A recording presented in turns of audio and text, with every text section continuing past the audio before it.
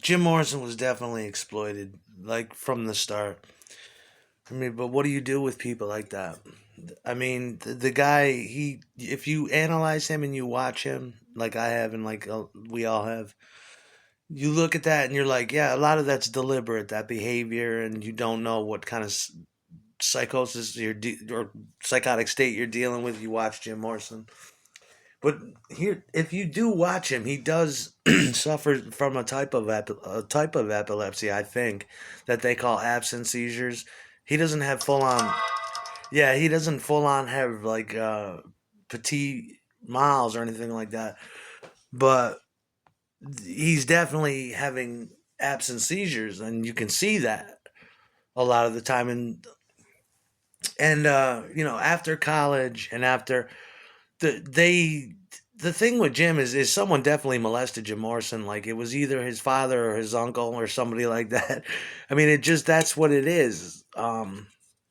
If you look at it, with his, he didn't have so much of an Oedipal complex where it was like, uh, but you can just see that, and you could see a lot of resentment towards women when he's like making fake rearranging Peanuts comics and Mad Magazine comics, and he's got a picture of Lucy and he's got a picture of Charlie Brown, and Charlie Brown and Lucy is saying to him, he puts in a new caption, and you know, I'll fuck you for 50 cents, Charlie Brown. And he says, if you throw in your tricycle, you got a deal.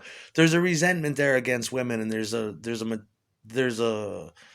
definite neurosis there, and a bisexuality that leans towards just homosexuality with Jim. Jim was a bitch slapper. Like he was known for that for, well, he was a young man, and that's what young men do. They often slap and punch, but he was notorious for just cold pimp slapping bitch other people's bitches too. At dinner parties, he was at such odds with his and such and he had the humility of someone that was chubby and suddenly became beautiful for 20 minutes. He did, and he was like, he would hit on your wife, but it was excused because he was, a lot of people, he was excused because you could tell that he was young and not nearly as smart as people say he was. With his IQ, he was well read, but, and you know, he would just do super inappropriate things, and a lot of the things he did bordered on psychosis when he was drinking.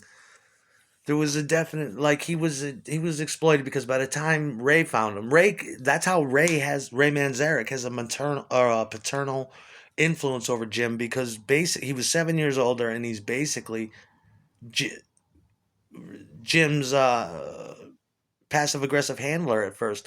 Join this band. You're living on a rooftop. You're existing only on LSD. You're living on a fucking rooftop. You crap in the ocean. You bathe in the ocean. You know, what else are we gonna do with you? You look good. I can do something with you. In the real world, we would never be friends. We were in film school together, but you were just, you could see that Ray was kind of geeky, and he already had a pending deal with Columbia Records, where it was, they kind of scooped him up, and they're like, look, we can get pussy with this guy, and they did,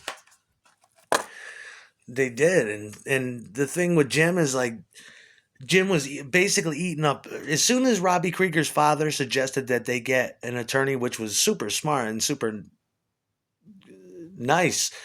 But they're trying to handle Jim, and they're trying to handle the Doors as a band and the trouble they get into and whatever else arises. Um, right away, power of attorney went to Max Fink, their lawyer, through Robbie Krieger's father.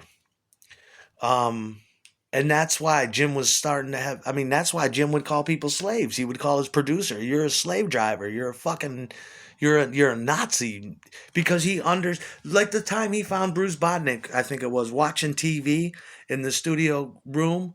That incensed Jim because he knew at 22 years old or whatever he was. He's like, "Look, dude, I have no family. I've been